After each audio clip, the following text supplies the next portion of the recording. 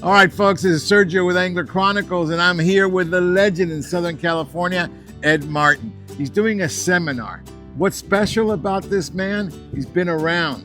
He's 8 months shy of his 100th birthday, and you're doing a big seminar today here at the Huntington Harbour Rod and Reel Club. So, tell our audience what you're going to be talking about. Well, in my history, I used to take an all-girl crew into tournaments, and we did very, very well.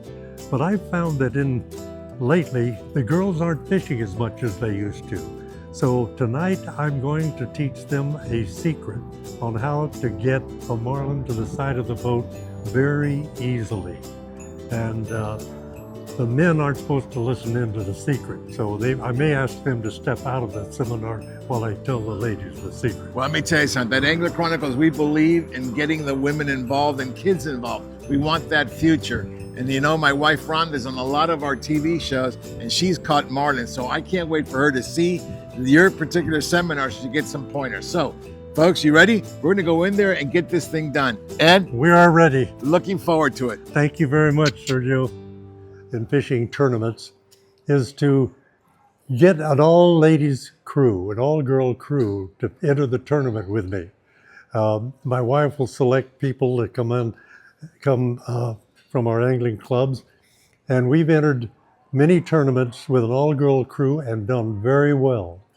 But I've sensed over the years that we are losing our ability to fish, especially the girls for some reason. You don't see many of them out there fishing anymore.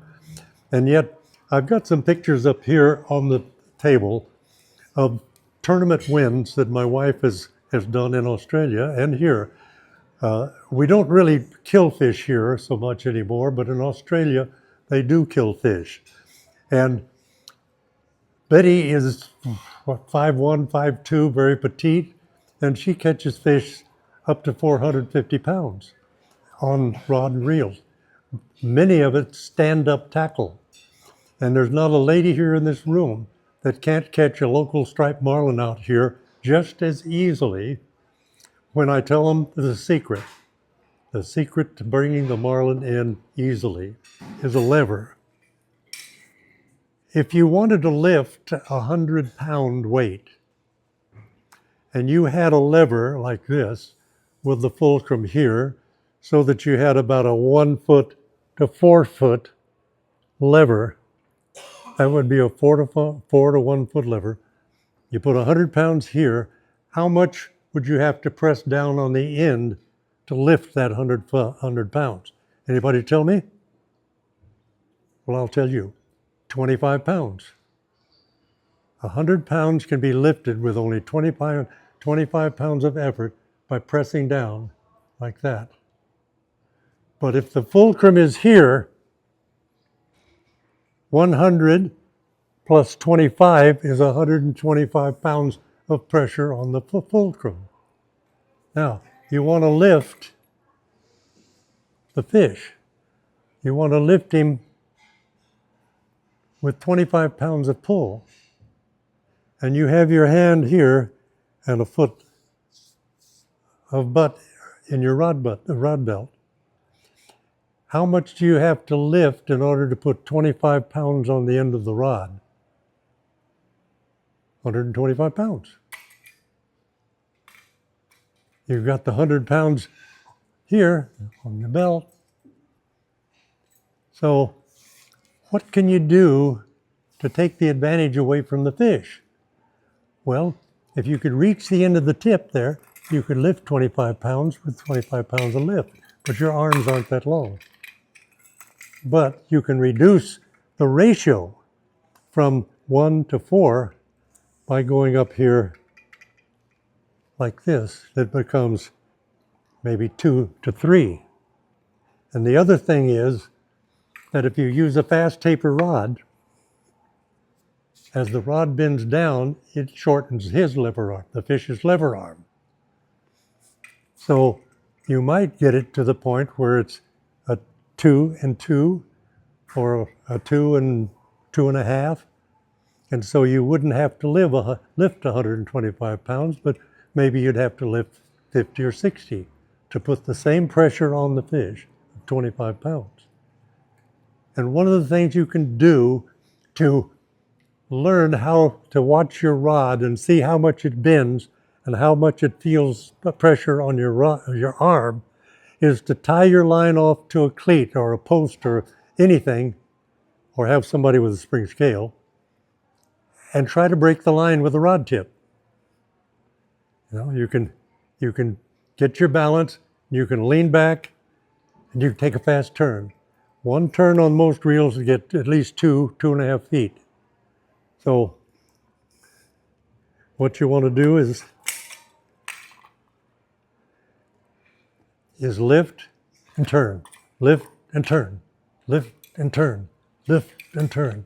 And if your arm is straight, you don't have to do this. Oh God. So tie your line off to a cleat and try to break the line. And so you learn what your rod looks like in a bend and what your arm feels like when you're pulling, especially if you can use a spring scale. All right, I think I've covered everything about the rod and the reel. A marlin is gonna jump a lot. And when he's jumping, he's expending energy. Now, you don't want to try to outmuscle a marlin when he first strikes. You don't want to have the rod up against your chest and the rod bent because your arms are expending energy. The fish is jumping and expending energy, so why don't you just straighten your arms, take a deep breath, and think, relax. And let him fight the line and the drag of the reel. You could even point the rod right straight at him like this. And he's pulling the drag just as surely as he would be pulling the drag this way. But most people don't feel comfortable fishing with a rod down at their side like this. But that's the object, is to let the fish tire himself out while you are resting and conserving energy. You're not going to beat him at the first part of the fight. That's 150 pounds of solid muscle. You may have 3 or 4 pounds in each arm. So you straighten your arms up high, relax. When you feel him slow down, lift your rod and take a turn. Lift the rod, take a turn. You start pulling him your way. Now, another thing I've noticed about marlin and the rod, when you get them up close to the boat, they may be boat shy. They'll immediately turn and take off again. And they'll run out there 100, 200, 2.25, 2.5, and you'll see your rod tip going like this. That's their tail, but you're not losing line. So they're in the water swimming, but not moving ahead. What does that do to the oxygen intake of their gills? It's like putting your hand over your mouth. You run out of oxygen and you get dizzy and you pass out. Then you tell the skipper to back down full and you just reel like the dickens.